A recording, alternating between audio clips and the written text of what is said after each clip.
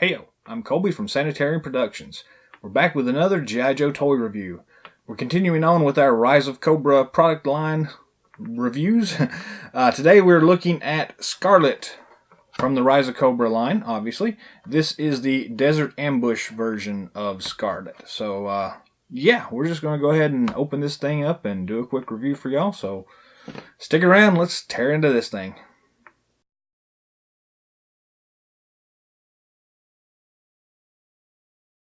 Shauna Scarlett O'Hara in the Desert Ambush motif. This comes from the Rise of Cobra line. Very cool looking card.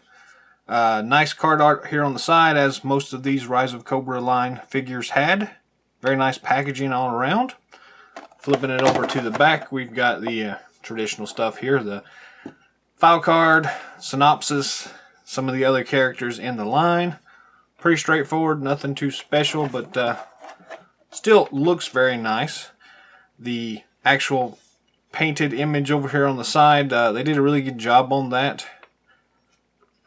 We'll see how well that translates to the figure itself in just a moment, but we got to open this thing up before we can do that, so let's get to that. The Rise of Cobra line itself actually brought us quite a few female figures. More than we were expecting anyways. And it's always nice to have a couple of additional ones, but most of them were Scarlett or the Baroness, unfortunately. Or fortunately, depending on how you look at things. They didn't skimp out, at least, when it came to those particular characters, and it's always nice to have a few extra ones as well. But again, you can see a little bit better the actual card art itself. Again, really nice job on that. But we'll throw this away now and recycle it at some point. The insert that comes with this, I have a feeling it's probably the same one we've seen everywhere else.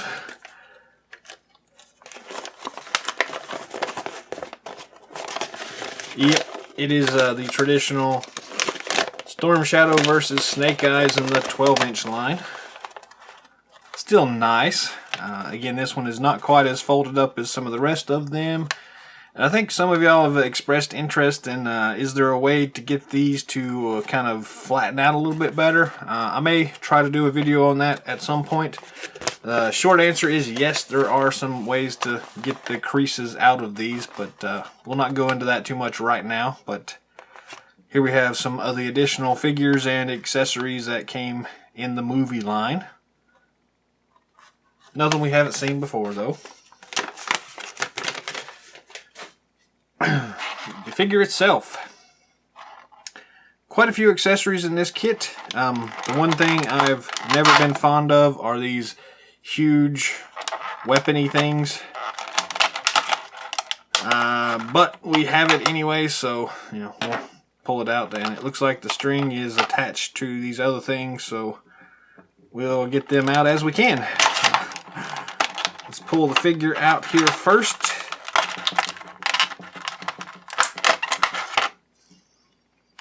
Pretty nice looking figure. And that should give us access to the rest of these things. We've got the cool little grappling hook thing. And this cool little web harness thing that we'll have to figure out how to get to work here in a few minutes. But it's attached to the little grappling hook and this really large grappling hook. So, cool. You also get a little pistol. And we get Scarlett's traditional crossbow in a two-piece combo. It's a slightly different version than we've seen before, so interesting anyways. And the figure stand. So yeah, all in all, pretty decent amount of accessories, although one of them is kind of tied to this action featured thing, big gun thing that I don't really particularly like, but we got it anyways. So this is what you get. We'll go ahead and zoom in here and take a closer look though. we'll start here with the figure stand. Traditional G.I. Joe Rise of Cobra dog tag version of the figure stand. Nice G.I. Joe logo on the back. The kind of brick motif going on the top. Codename on the side. Pretty cool. Let's see here. Big cannon. Let's start there. Get it out of the way because I hate these things. But this one is not too bad looking. It has some pretty nice detail work anyways on it. The big grappling hook thing is a missile kind of thing.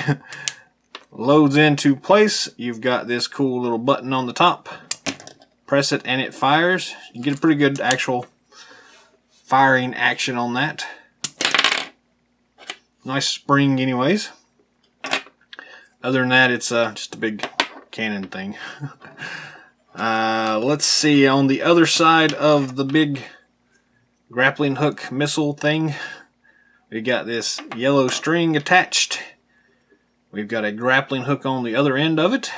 It looks like the same grappling hook I think that came with Alpine. Maybe a couple of other characters here or there and a bounce.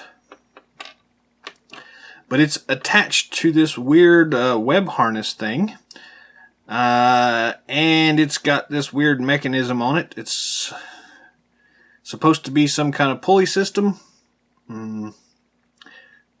Taking the actual pulley mechanism out of the equation for a moment, the actual sculpting on it looks pretty good. It's got some like geary things on it here on the side, and the actual vest itself has got some nice little buckles and stuff built into it. If we can see any of that, it's kind of hard to make out with this particular lighting setup I've got, but in person it looks really nice. Kind of small, but as far as how the thing goes on, you just kind of slide it over her arms. Sort of. Not the easiest in the world to get to work, but something like that. The hair kind of does get in the way. You can kind of mush it on there a little bit and it will eventually work okay. But then you got this cool little pulley system thing. So this string is fed through it here, and you just kind of wrap that string around that kind of molded pulley inside of that. I don't know how well we can see in there, but just like that basically. And then it's kind of a zip line kind of feature. So she can let's readjust this for a second. There we go. So you can kind of slide from one end to the other end on that. So it's a kind of cool little mechanism. You elevate one end of the string and de-elevate the other end, and slides back and forth. So it actually works pretty well. It's a little goofy. It would probably work better if you could disconnect it somehow, but not really easy to do that. So anyways, let's get it off here for a second. Continue with the review. It's there, you can use it. It's not the biggest draw at all, but it's kind of cool. Again, it does work, so it is what it is. Moving on, we have this pistol. Nice detail work on it. See if I can get the light on that a little bit more. Nothing special, just a traditional pistol. And then we've got this fairly cool looking crossbow pistol. Some nice detail on it as well. It's got some nice silver highlights on it for once, which is a cool little addition. And then the other side of the actual crossbow, you just kind of line it up and attach it to the front of the gun. Just snap it in place essentially like that. And you've got a crossbow pistol. I'm not the biggest fan of this particular design of the two-piece crossbow. This piece has a tendency to fall off a lot in pretty much every version that we've seen so far. I don't think this is going to be any exception. But it does look pretty nice. It works for what it is, so, you know, it'll work. For my particular taste, I'm just as fine leaving that piece off and using it as a large caliber pistol. So, yeah, whatever you'd like to do, it's an accessory. It comes with it, so you have it. You don't have to use it. On the figure itself, she has an actual holster on her waist, which includes another pistol in the holster, which is pretty nice. It's basically the same as the other one that's there. Nothing really special about it. I will point out that there's a cool little piece here on the side of that particular holster, made specifically so it can house this little extra crossbow piece. And then the actual crossbow pistol will also fit in here. If I can get her to turn around the right way. So she can carry that cool crossbow pistol with her pretty easily as well. And also that little accessory piece there. So I appreciate them thinking ahead to be able to do that, because it's kind of the iconic version of Scarlett is with that crossbow. So it's nice that they included that into the design itself, even though it's a little bit goofy and a little oversized, but you know, whatever. Moving on to the actual figure itself. I think it's the same head sculpt that we've seen on the other movie line versions of Scarlett. It's not the best likeness of her whatsoever, but it works. The actual hair color is a little bit dull on this one, but it still works for what it is. Looking at the rest of the figure itself, it's an excellent actual sculpt itself. Lots of little details in the actual armor. So this is what the bio armor, or I can't remember the actual name of it in the actual movie, but basically that cool little bio armor stuff. So it's interesting that this is kind of a couple of different tones. They've got some actual washing going on, so some weathering effects in the armor itself. So it's kind of a black matte, a little bit of shiny black mixed in, and this kind of weird gunmetal gray wash that they have going over top of it. So, and I'm not sure how well that picks up on the camera, but in person it actually works really well. So I'm actually really surprised at how well it does work. They did a really good job on their painting app on this particular one, so very nice actually. And again, the sculpt itself just works really well here.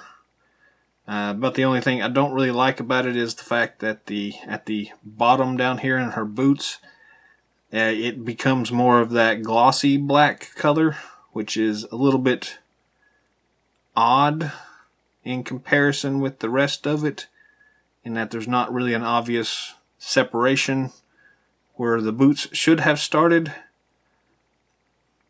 But that's really kind of nitpicky right now, so I'm not going to worry too much about that.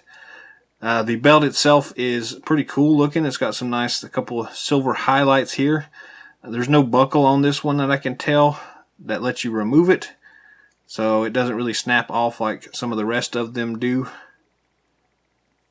But it doesn't get in the way too much, so it's still nice. You can kind of just move it to the side if you don't really like the way the actual holster itself looks. Just turn it to the side or something like that, and it still works really well that way. As far as articulation goes, the head is limited in its articulation by this hair sculpt, so while it does have 360-degree rotation, you're only going to be able to get it to move side to side just a little bit, and up and down is almost not existent, but a little bit there. Shoulder has the traditional ball and swivel. We'll point out there's the nice G.I. Joe emblem on her shoulder patch right there. Works pretty well. Traditional ball and swivel at the elbow joint as well, and just a regular swivel joint at the wrist. No extra articulation there, but not that big of a deal. You do have the ab twist feature and the ab crunch feature, and that works really well in this particular figure. No waist articulation, it's all just that one single hinge joint there. Still works really well, so no big deal. Traditional T-hook at the hip joint, full range of motion there, so nothing particularly limited. Double knee joint as usual, and ball and swivel at the ankle joint. So all in all, not bad at all. And I am actually pretty impressed with the actual sculpt itself. This is a really good version of Scarlett to pick up if you don't have a favorite yet. The black and gray just works really well, to be honest with you. So yeah, it's actually pretty nice. Again, the face sculpt is not the best in the world, but if you have one you like better, you can always just pop that head off and put another one on there. But other than that, yeah, it looks really nice. The crossbow pistol fits in her hand very easily. We saw earlier how the actual backpack attachment works. Not the best in the world, but it works. So, and I do like the fact that the holster is able to fit the crossbow and the other pistols as well. So we'll go ahead and try to stick one of those other pistols in there again. And then theoretically you can grab the other pistol, and so she can technically carry all of her armaments if you exclude the huge rocket pack and this crazy grappling hook thing here. And for the sake of argument, I'll go ahead and reattach this silly crossbow attachment. Even though I've stated before I don't really particularly like it, it does still work really well, and it fits the character, so it's, not the worst in the world. So yeah, there you go. There is a Desert Ambush Scarlett, although I don't really know why they called her Desert Ambush, because you probably wouldn't wear this particular uniform in the desert because it would be really hot. But all that aside, really awesome looking figure. The body sculpt is really excellent. The accessories are kind of a toss away, but it's pretty easy to get a hold of this figure. It's not really demanding a large price, so if you haven't picked it up already, I would just say go ahead and do it. It's I would say slightly more than just recommended, but not quite highly recommended. It's a great sculpt, but most all the other stuff is throwaway stuff. But what you gonna do?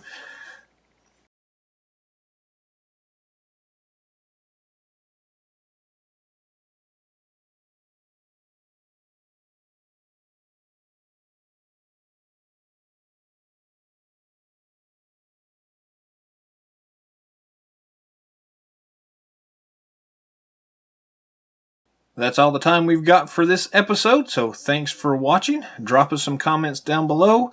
Let us know what you think of this Desert Ambush Scarlett figure. Also, let us know if you'd like to see anything specific in the future. Just let us know in general what you're thinking about in the Joe universe. Like and subscribe if you haven't already. Share it out with some of your friends if you feel like it. And until next time, Yo Joe.